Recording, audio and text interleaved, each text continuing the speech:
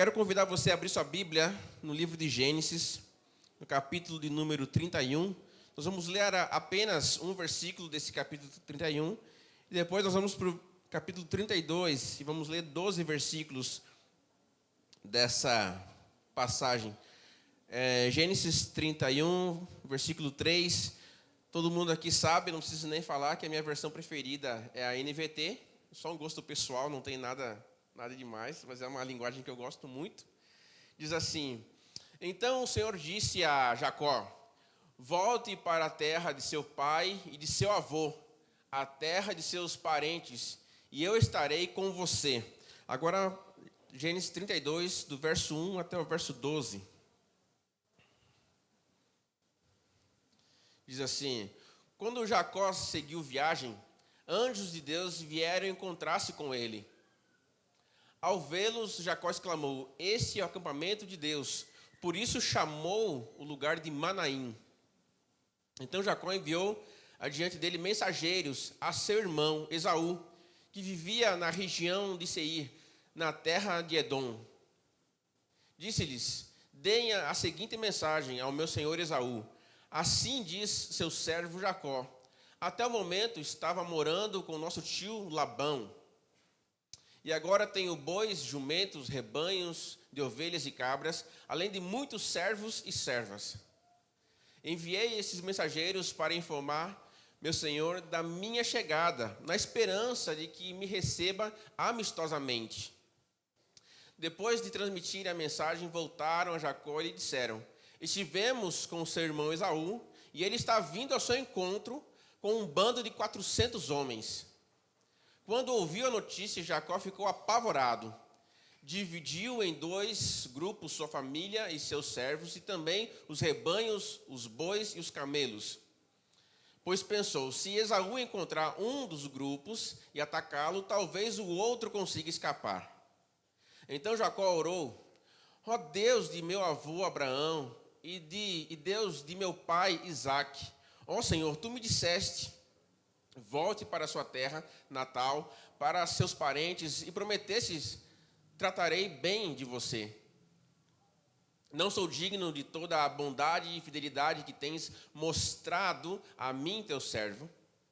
Quando saí de casa e atravessei o rio Jordão, não possuía nada além de um cajado. Agora minha família e meus servos formam 2 caravanas. Por favor, salva-me de meu irmão Esaú. Estou com medo de que ele venha atacar tanto a mim quanto as minhas mulheres e meus filhos.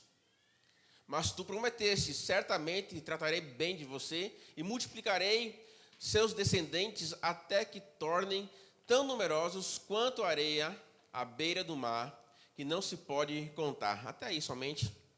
Vamos orar ao Senhor. Obrigado, Jesus, por tua graciosa presença aqui conosco. Senhor, queremos que essa palavra encontre lugar nos corações, para que traga a vida ao que está morto e dê liberdade ao que está preso. Eu oro assim em nome de Jesus. Amém. Amados, eu vou tentar aqui dar uma resumida na história do que aconteceu com Jacó, para que você entenda o que está acontecendo com ele agora, nesse exato momento em que nós lemos esse texto. A história de Jacó, se você folhear Gênesis, a partir do versículo 25, você já vai encontrar essa pessoa de Jacó escrita no livro de Gênesis. E Gênesis, Jacó, quer dizer, ele era um dos patriarcas da nação de Israel. Então é Abraão, Isaque e Jacó. E Jacó, ele era filho de Isaque.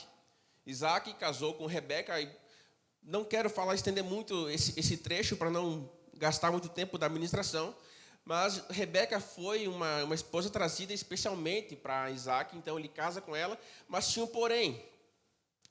Rebeca era estéril, ela não podia ter filhos. E então Isaque ora por ela e ela consegue engravidar. Deus libera a madre dela e ela engravida, e aí então ela tem gêmeos agora no seu ventre. E acontece que quando você olha o texto bíblico de Gênesis 25, você descobre que os filhos, os irmãos ali na barriga da mãe já quebravam o pau, velho. Vou falar uma linguagem bem baiana assim, já quebrava o cacete na barriga da mãe. Havia ali uma briga entre os irmãos, mesmo no ventre. E aí Rebeca, meu Deus, o que é isso? É possível um negócio desse? Eles nem falam ainda, mas já brigam. Se fosse já uma criancinha maior, né? Tipo assim, eu tenho Júlia de 1 ano e 9 meses, mas na barriga da mãe ainda, obrigado. Eu já estava, minha delícia aqui, minha beleza já estava derretendo aqui, velho. Ô, Senhor. Ai. E aí o que acontece? Vem então, passa o tempo, vem o parto, e diz o texto bíblico de Gênesis, que quando sai o primeiro filho, Esaú é todo ruivo, e diz o texto que ele era um menino vermelho, assim, por causa que tinha tipo uma penugem sobre o corpo dele, então o pelinho dele era vermelho, então ele era bem ruivo. E aí logo depois vem Jacó, e Jacó vem segurando o calcanhar dele. Então eles estavam quebrando cacete lá, até na hora do parto ali, né, tipo assim, eu saio primeiro, não, eu primeiro, não, mas eu primeiro, rapaz, aí então saiu Esaú, e aí nascem os meninos, e vai passando o tempo, e Esaú vira caçador, um homem do campo, e Jacó é um menino mais de casa, mais caseiro, está mais ajudando a mãe, fica ali de boa. Esaú é o cara que vai para o campo, e isso traz uma divisão para a família. Porque Isaac, ele gostava do que Esaú caçava. Ele era um bom caçador, então ele trazia as caças e cozinhava, e o pai gostava muito daquilo. Já a mãe gostava de Jacó, porque Jacó era um menino mais tranquilo, mais calmo, um menino mais de casa, ajudava os afazeres da casa, né, era mais doméstico. Isso traz uma divisão. Vai se passando o tempo na vida dessa família, acontece que Esaú chega de uma caçada muito cansado, e esse aí eu acho que você sabe de cor essa história, muito cansado, morrendo de fome, e Jacó tinha acabado de fazer um cozido. Tinha acabado de fazer ali um cozido muito saboroso e cheiroso.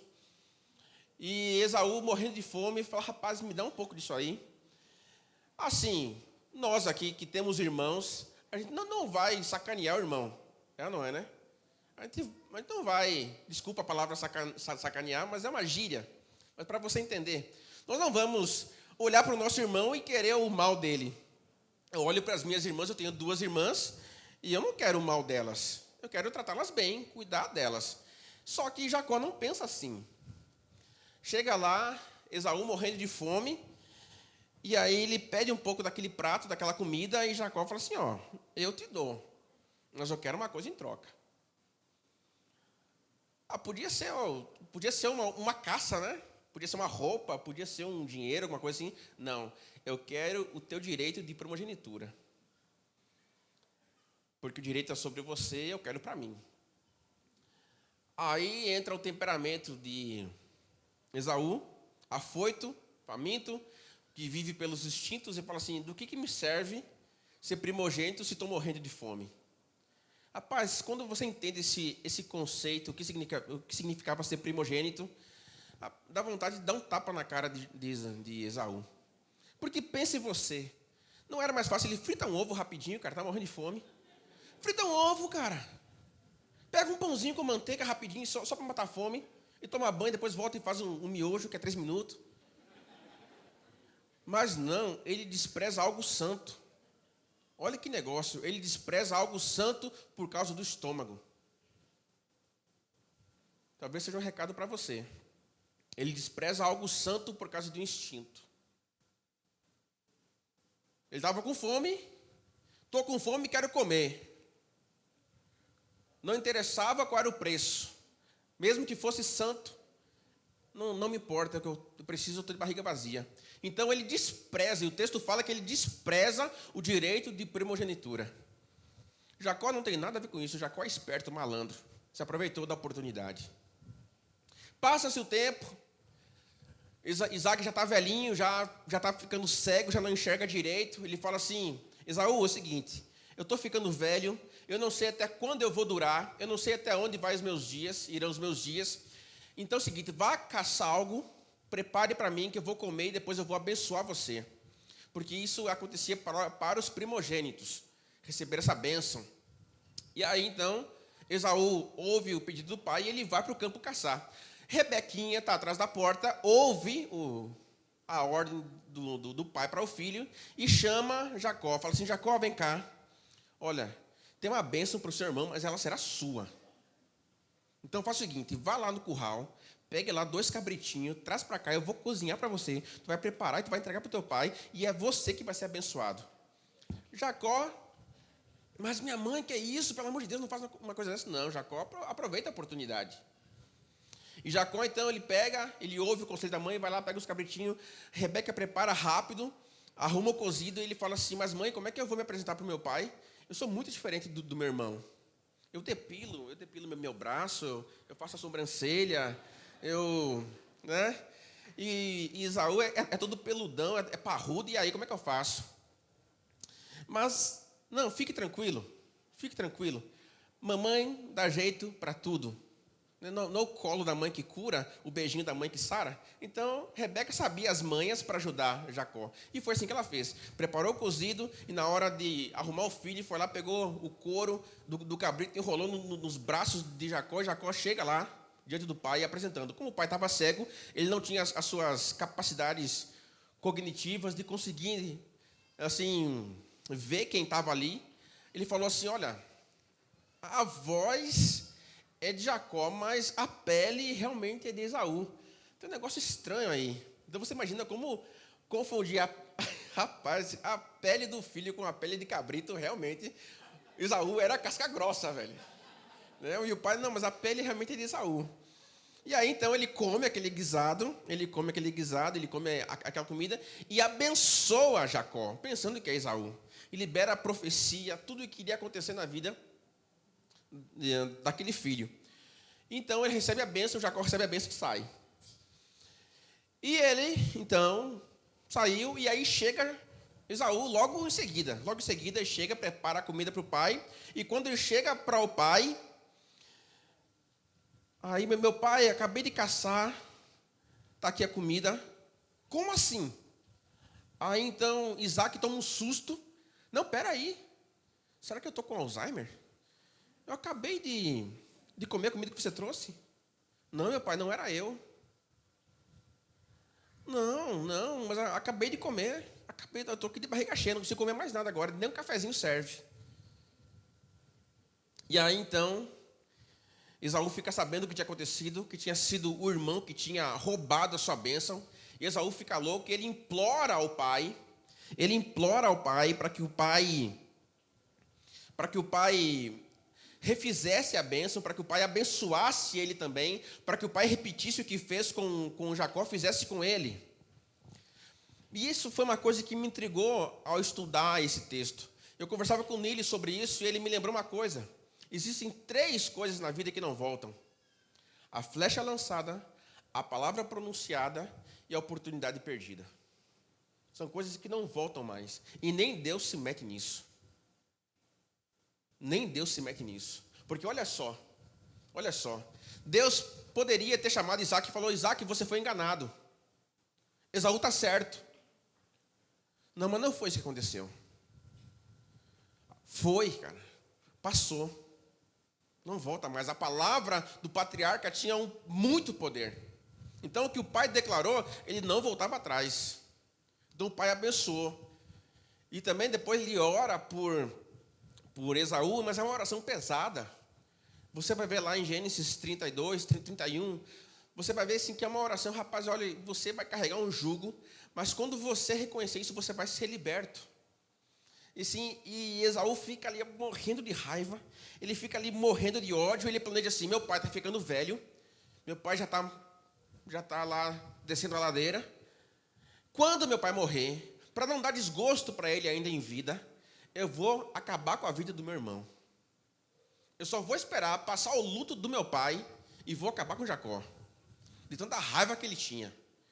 E aí, então, Rebeca fica sabendo desse plano de Esaú, e ela fala assim para o filho: Jacó, é o seguinte, vai embora daqui, porque senão você vai morrer, e teu irmão vai matar você.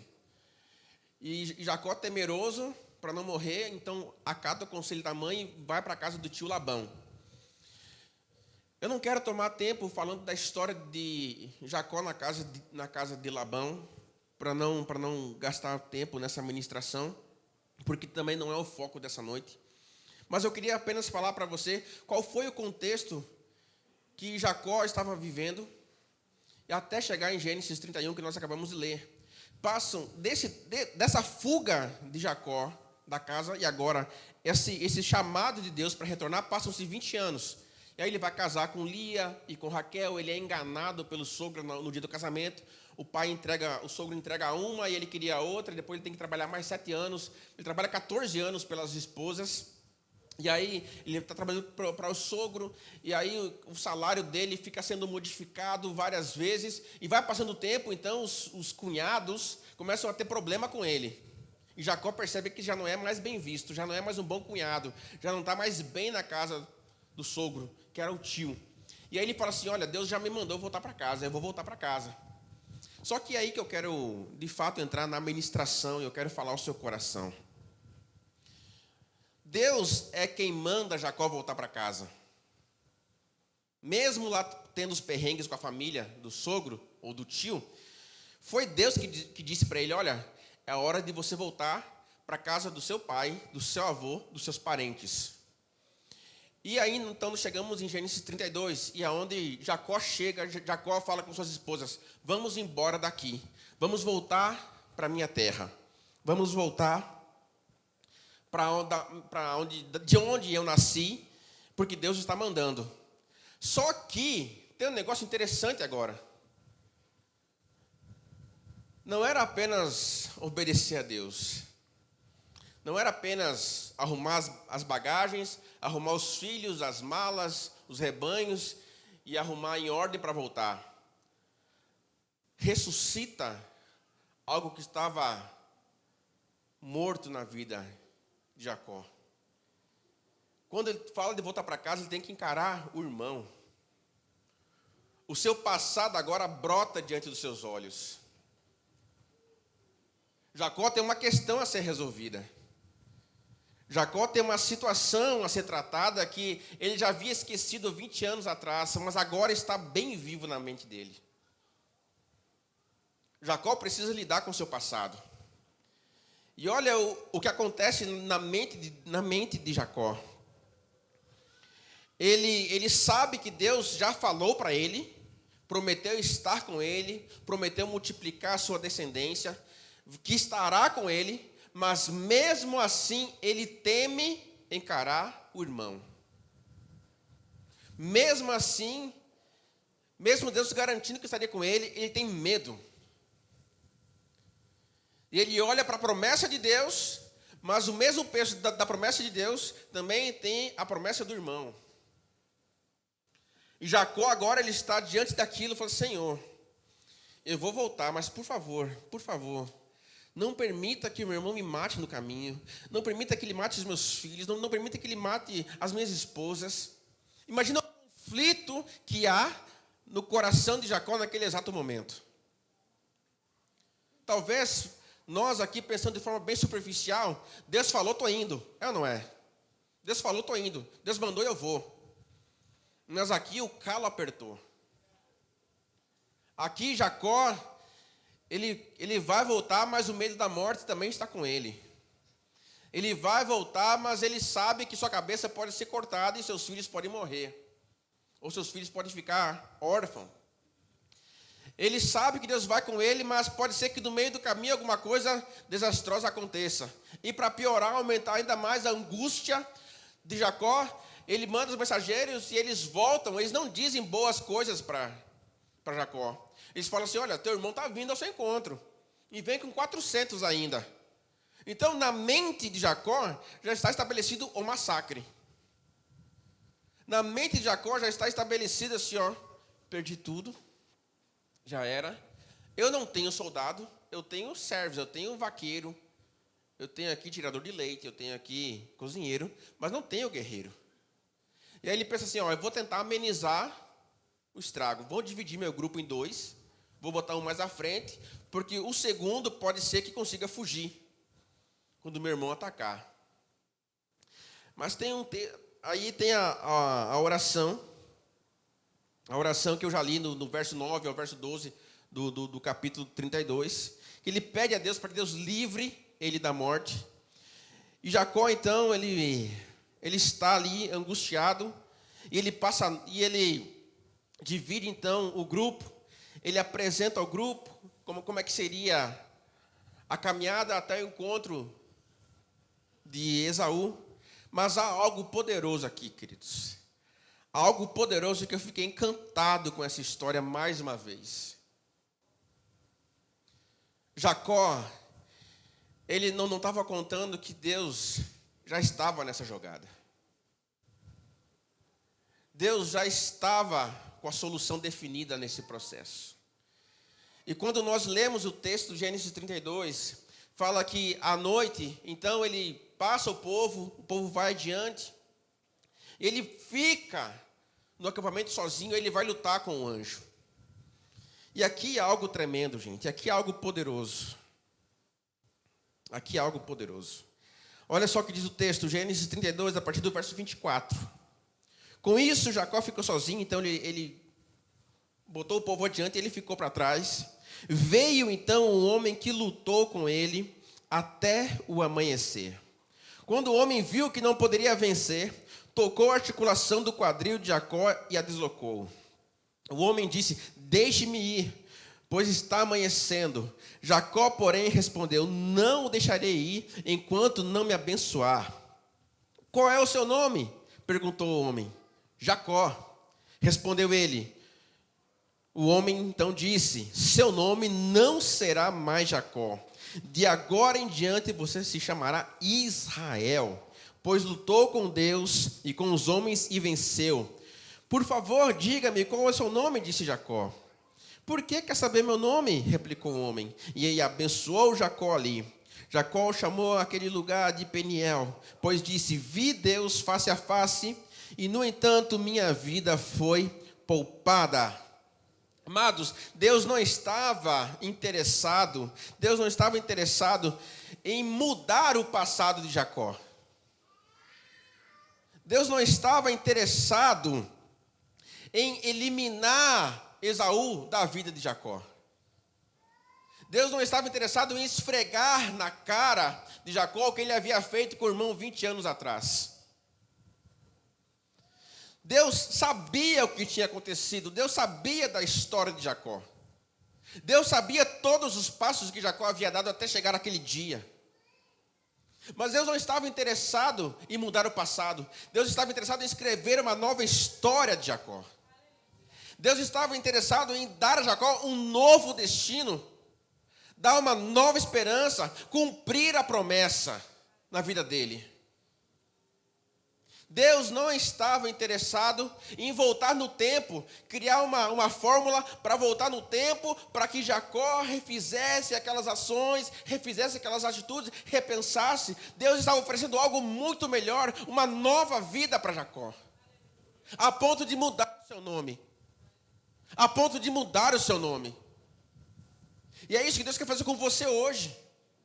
Quantas e quantas pessoas ainda vivem o presente sendo alimentados pelo passado? Ainda vivem o presente sendo nutridos por ressentimentos de 10, 15, 20 anos atrás. Não se aprofundam nos relacionamentos, porque lá atrás foram traídos ou traíram e não se acham dignos de confiança, e as pessoas também não são de confiança, então eu não me entrego. Você acha que Deus não conhece a sua história? Você acha que Deus não sabe do seu passado? Você acha que Deus não conhece os passos que você deu até chegar ao dia de hoje? Ele conhece, e Ele não está interessado em esfregar na sua cara os seus erros, mas Ele quer lhe dar nova vida. Ele quer mudar a sua história a partir de hoje. Quantos, olha, eu vou falar uma experiência que eu tenho visto isso, e eu falo sempre no curso de noivos. Tem gente que quer casar e quer dar continuidade ao casamento dos pais. Isso não é verdade. O seu casamento não é a continuação do casamento dos seus pais. A sua história com a sua esposa, com o seu esposo, é sua história. Eu não vou seguir os passos do meu pai no casamento que ele teve com a minha mãe. Amo de paixão os dois, Mas eu quero outra vida. Eu quero a vida que Deus tem para mim.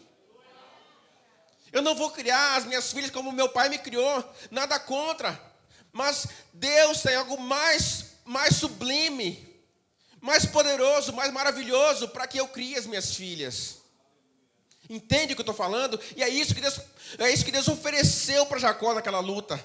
Você não será mais Jacó. Você não será mais confundido com um trapaceiro, com um usurpador, com um mentiroso. Não, você vai ser Israel.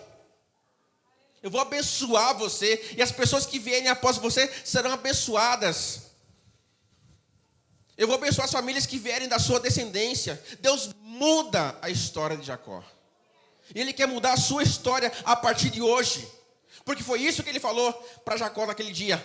De agora em diante, você não será mais Jacó, mas Israel. Porque você lutou com os príncipes, com Deus e prevaleceu. Que coisa poderosa isso. Às vezes a gente comete erros. Eu falo assim, estou falando por mim. Na hora de discipular, aí o discípulo começa a contar a história, começa a contar a dificuldade, e a gente fala, então é por isso mesmo que está assim. E a gente acaba sendo conduzido pelo próprio passado da pessoa na hora de discipular. Existem curas, a gente está fazendo os livros das moedas, quem já fez aí, e quem está fazendo sabe do que eu estou falando. É algo poderoso, mas não é disso que eu estou falando hoje aqui para você. Porque você sabe que quando você entra nessa nova vida, Deus lhe dá a oportunidade de ser curado, de sua alma ser curada, de seu espírito ser liberto. Que vem pelo processo do discipulado, pelo processo do acompanhamento contínuo, do caminhar com Jesus. E Jacó tem a sua história mudada. Jacó tem a sua vida, a sua descendência é transformada através daquela noite, daquela luta com Deus. E para você ver que eu não estou falando besteira, que eu não estou falando de forma emotiva, pelo contrário, estou falando de forma entusiasmada, porque é pura verdade isso. Que quando Esaú vem ao seu encontro, Jacó então ele vai mancando, porque agora ele está machucado, ele vai mancando, ele se prostra diante do irmão, esperando que a espada desça sobre a sua cabeça, mas não é o que acontece. O irmão desce do cavalo e abraça Jacó. Ele abraça, ele beija Jacó e os dois choram juntos. Cadê a morte? Cadê o desastre? Cadê a perda? Não havia, porque Deus disse que de agora em diante você não será mais Jacó. A sua vida nunca mais será a mesma. Deus mudou a sorte de Jacó. E então Esaú, meu irmão, não precisa me dar presente não, eu sou muito rico também. E ali então, agora há uma conversa amigável entre os irmãos. E Esaú oferece soldados para acompanhar ele na viagem. E Jacó fala, não precisa não, eu vou devagar aqui. Eu vou no pasto das ovelhas e das crianças, pode ficar tranquilo, Esaú. E Esaú então segue sua viagem. E Jacó vai para outra cidade e constrói a sua casa e mora ali. O Senhor havia mudado a sorte de Jacó. E deixa eu falar um negócio para você. Eu tenho uma boa notícia para você. Uma boa notícia. Aleluia, aleluia, aleluia. O Senhor faz novas todas as coisas. O Senhor faz novas todas as coisas. Quem estava aqui hoje pela manhã ouviu o testemunho de Taísio. E ele contando como era criar o filho antes de conhecer Jesus e após conhecer Jesus. Há uma diferença brutal e ele tem visto isso no comportamento do filho. Porque Jesus muda a vida de quem o recebe. E faz novas todas as coisas. Faz novas todas as coisas. Há tanta promessa de Deus. Há tanta promessa de Deus para aquele que se entrega ao Senhor. Aquele que desiste de si mesmo. Desiste de si mesmo e se dá a Deus. Fala, Senhor, minha vida. Mais o que fazer. Tome conta da minha vida. Tome conta do meu futuro. Tome conta da minha família. Deus transforma todas as circunstâncias e as situações. Ele não vai passar como é que é o nome daquele negócio? Para você, quem é da informática aí sabe, meu Deus do céu, quando você quer, formatar. Ele não vai formatar a sua mente e você esquecer o passado. Ele não vai fazer isso. Você vai lembrar das suas presepadas, vai lembrar dos seus tropeços, você vai lembrar, mas você vai ver que muito maior é a graça de Deus sobre a sua vida hoje. Isso que é poderoso. A nossa vida não é um erro. O seu casamento não é um erro. Por mais difícil que seja a sua relação conjugal, não é um erro. Os seus filhos, me dói no coração, me dói como pai, ouvir de pessoas assim, eu engravidei na hora errada. Você não engravidou na hora errada. Porque os filhos são herança do Senhor. Tem gente que fala assim, se eu soubesse que ter filho era assim, eu teria esperado mais anos para ter filho. Se eu soubesse que era assim, eu teria esperado mais para ter filho. Não, você teve filho na hora certa, que Deus quis que você tivesse essa bênção que você segura no colo hoje.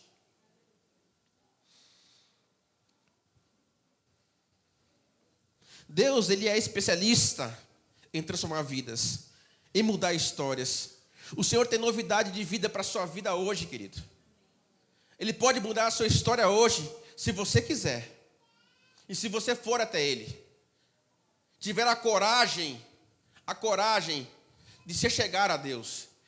E desejar que sua vida seja mudada, seja transformada.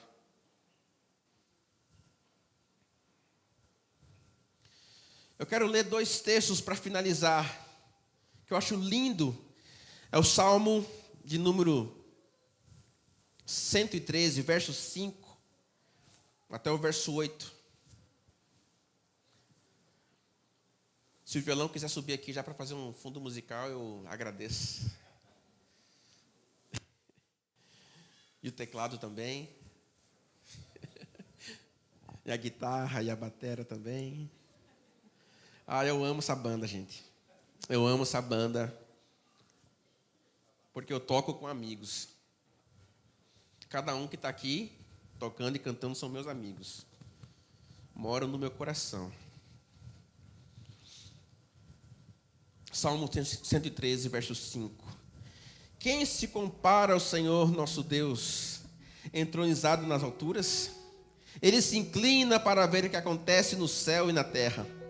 Levanta do pó o necessitado e ergue do lixo o pobre. Coloca-os entre príncipes, entre os príncipes de seu povo. Dá família à mulher estéril e a torna uma mãe feliz. Louvado seja o Senhor. Ele muda histórias. Ele muda destinos. Aleluia. Isaías 43, verso 17 e até o verso 19. Isaías 43. Chamei o exército poderoso do Egito com seus carros e cavalos, e eu os submergi nas ondas e eles se afogaram. Sua vida se apagou como um pavio fumegante. Esqueçam tudo isso. Não é nada comparado ao que eu vou fazer, pois estou prestes a realizar algo novo. Vejam, já comecei, não percebem? Abrirei um caminho no meio do deserto e farei rios na terra seca. O Senhor vai trazer à vida o que estava morto. Ele vai trazer a solução porque já não tem mais solução. Ele vai transformar a vida de quem quiser a sua vida transformada. Ele vai arrastar você para uma transformação, assim como fez comigo e fez com vários aqui, porque Ele nos ama. Ele nos ama e por isso Ele nos chama a uma transformação. Abre mão de ressentimentos, abre mão de pensamentos negativos que são cultivados há tantos anos. Eu quero convidar vocês a se colocarem em pé. Nós vamos cantar essa música chamada Caminho do Deserto. Eu quero chamar aqui Mateus Oliveira para dar continuidade e fazer o apelo que for preciso fazer, para que você hoje tome a decisão certa de ter a sua vida transformada por Jesus. Há uma graça liberada sobre a tua vida hoje. Não perca essa oportunidade. Em nome de Jesus.